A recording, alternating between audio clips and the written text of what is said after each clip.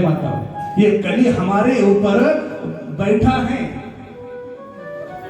काल व्याल मुख ग्रास, जैसा अजगर होता है कि नहीं, मुख फैलाकर बैठा है, वैसा ये काल भी जो है मुख फैलाकर बैठा है हमें ग्रास करने के लिए, हमें खाने के लिए। 32 साल निकल गए, इसलिए हमेशा गुरुदेव जी कहते हैं हमें सजग रहना चाहिए। आपने वो बिल्ली को देखा क्या? ए माता, आप लोगों की यहाँ बिल्ली है, हमारे पास हरिद्वार में बिल्ली है, हमने उसको देखा। यदि किसी चूहे को मारती है ना तो बड़ी आराम से बैठती है, लेकिन उसका ध्यान जो है जाता कहाँ है पता है?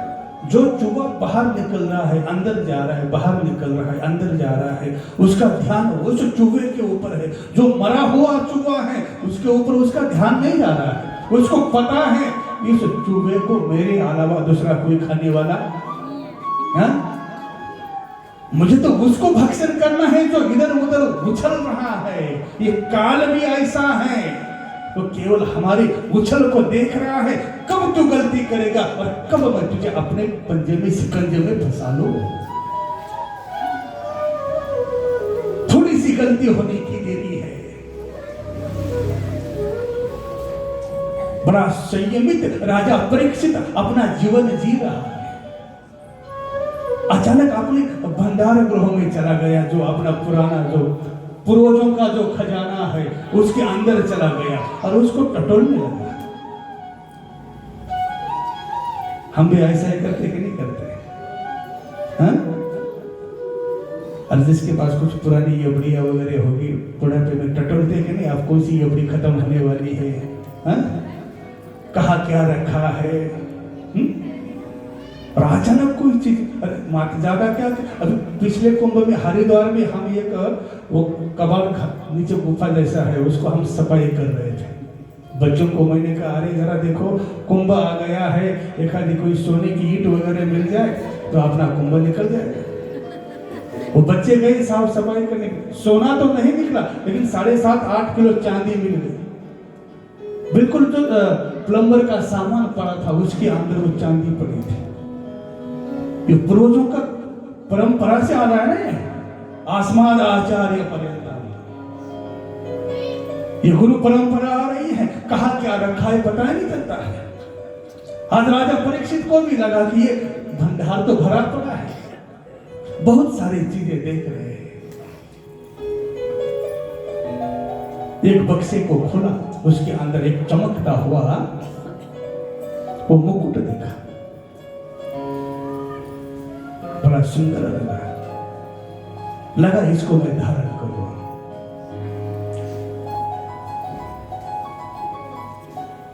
हम भी अपने जीवन में एक अवस्था ऐसी आती है कि जिस समय हम रखी हुई पूंजी को खोजते हैं, कहां पर पड़ी है वो पूंजी।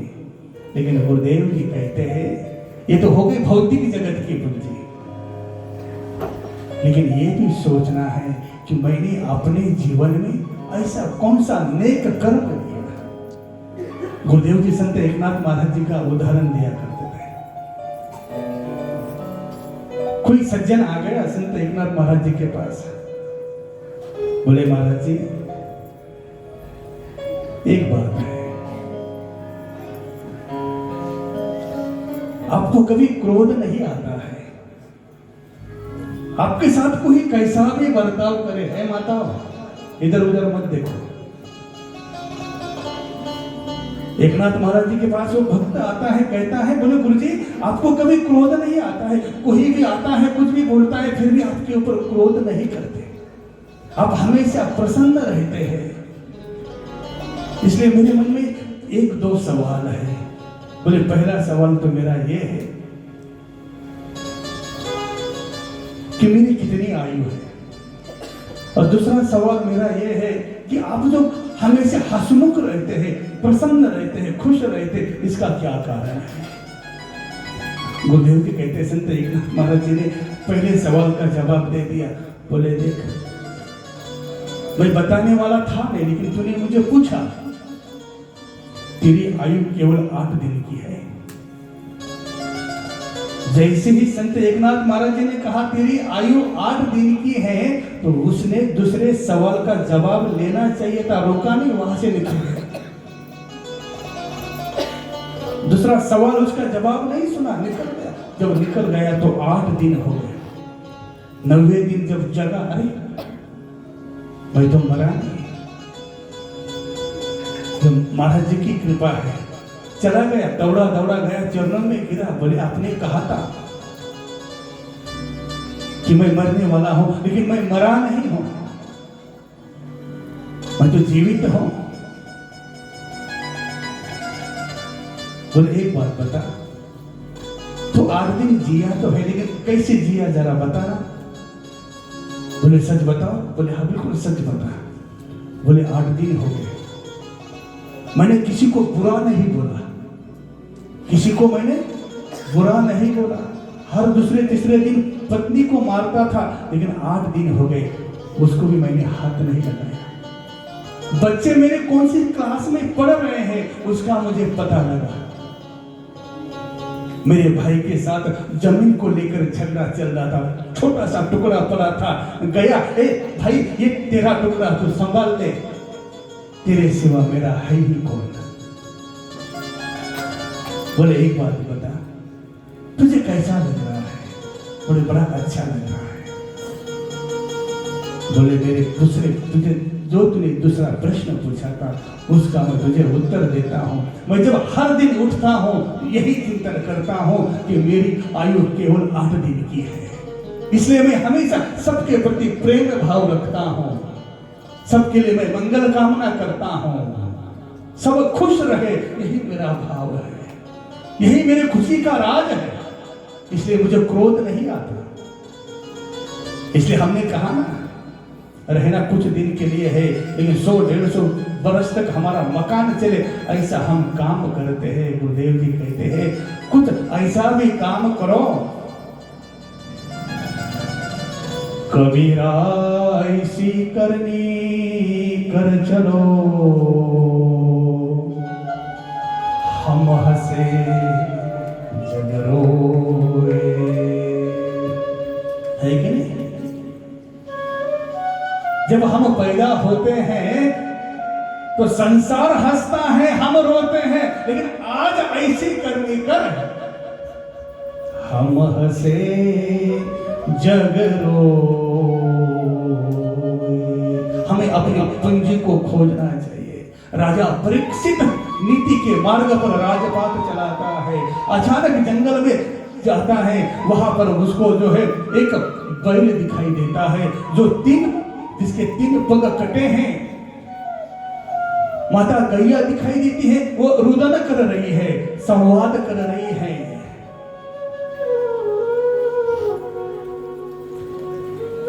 जब राजा परीक्षित उस बैल को देखता है, अरे मेरे राज्य में इसके साथ ये किसने अत्याचार किया।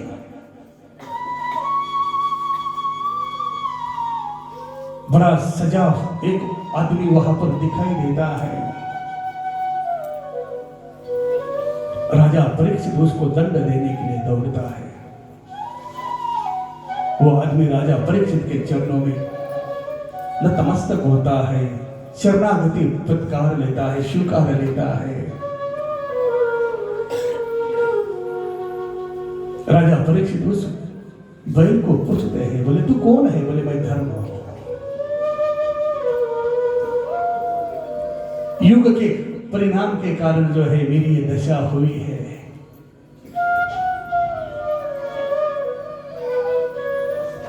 और इस चौथे पग को काटने के लिए भी वो आदमी उद्यत हो रहा है, तैयार हो रहा है, तत्पर हो रहा है। ये गैया जो है माता धरती है, बड़ी दुखी है। वर्तमान में भी यही धर्म की अवस्था है। गोवंश पालन हम नहीं सुरक्षित कर पा रहे हैं, प्रयास कर रहे हैं, लेकिन बहुत चिंता का विषय है। चिंतन का तो है, लेकिन चिंता का भी विषय है। हम अपने गौशाला में देखते हैं, जब बछिया होती तो खुश हो जाते हैं, बछड़ा होता है तो बड़े दुखी होते हैं कि अब इस बछड़े को क्या करना। जैसे घर में तुम लोगों को लगता है कि पुत्र हो, वैसे हमें भी गौशाला में लगता है कि बछिया हो। कोई ज्यादा परिवर्तन नहीं हुआ है। स्वार्थ के मारे हम इस कलिकाल में पाप कर रहे हैं। उस धर्म के साथ हम जो व्यवहार कर रहे हैं, 3 पग कटे हैं, 4था पग काटने के लिए वो व्यक्ति तत्पर है। आज राजा परीक्षित उसको मारने के लिए दौड़ता है, राजा परीक्षित के चरणों में वो व्यक्ति गिर जाता है। बोले मेरे जैसा ही तूने पोशाक धारण किया है? बोले तू कौन है? बोले मैं कली हूं।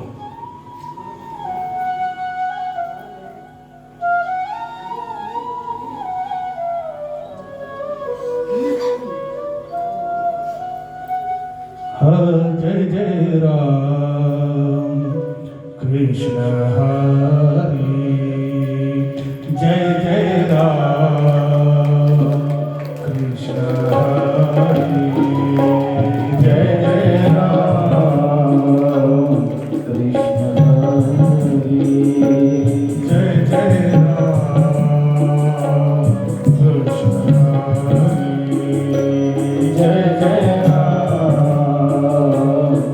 कृष्ण हरि, जय जय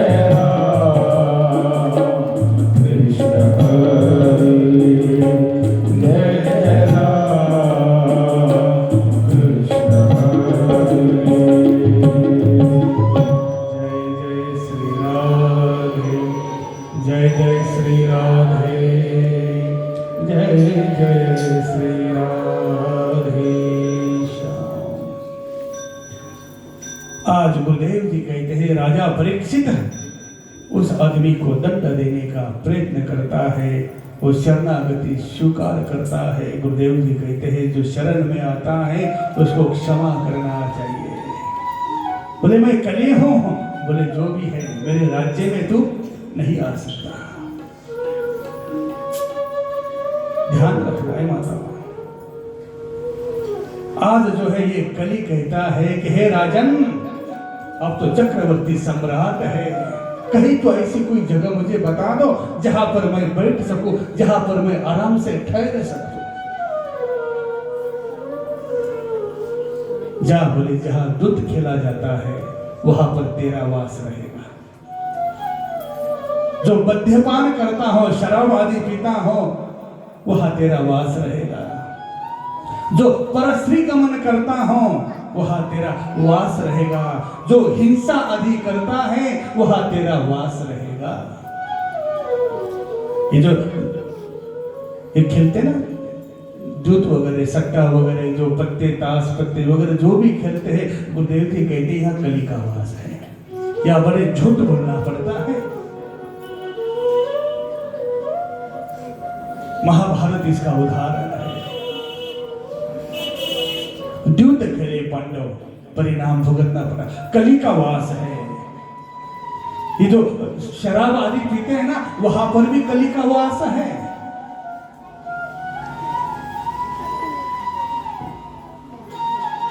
जब तक आदमी शराब नहीं पीता है, मदिरा नहीं पीता है, तब तक तो ठीक रहा कि, लेकिन जब मदिरा पीता है तो अपनों के साथ भी वो गलत व्यवहार कर देता है, वहां भी कली का वास है।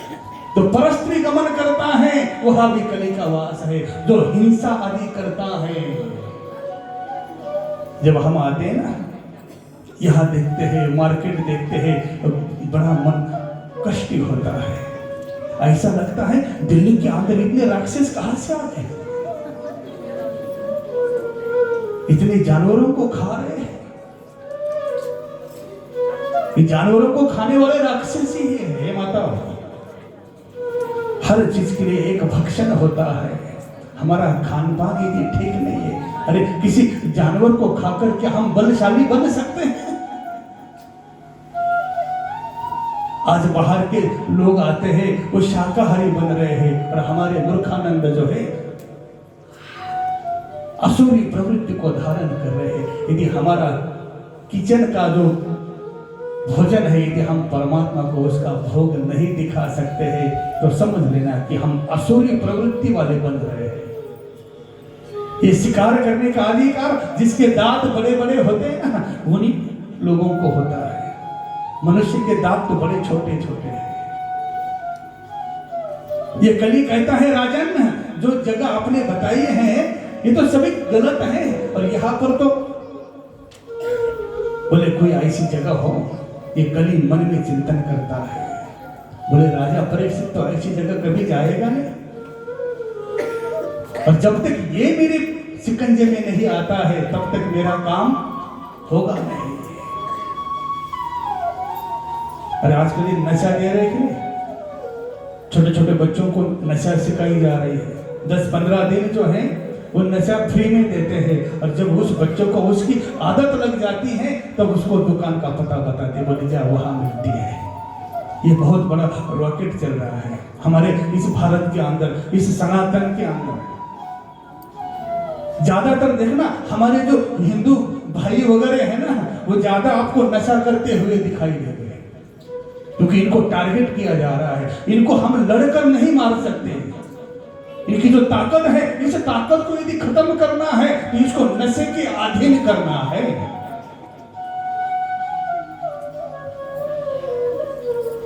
जितने हिंदू आपको इधर बाहर नाली में पड़े हुए मिलेंगे, उतने मुसलमान नहीं मिलेंगे आपको,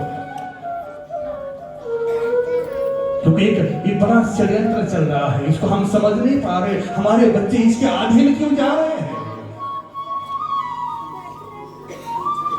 कली का वास है, हमें खत्म करने के लिए बहुत लंबा षड्यंत्र चल रहा है।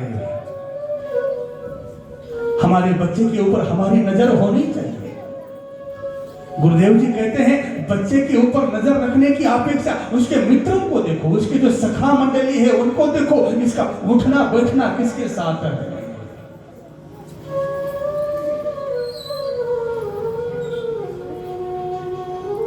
बचपन से हम स्कूल कॉलेज में गए, लेकिन हमारे जो आज भी उस समय की जो हमारे मित्र मंडली, वो भी आज भी कहती है कि महाराज जी, उस समय भी आपने कभी इस चीज का सेवन नहीं किया।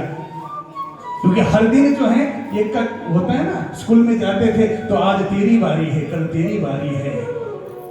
हमने हमेशा वो फल लिए, कभी अमृत लिए, कभी क्या लिया। उस समय में वो चौवन्नी में वो मिठाई क्या बोलते, मीठ भी आता था, ठंडाई आती थी, क्या बोलते उसका, कुल्फी जो आती थी बर्फ वाली, चौवन्नी में आती थी।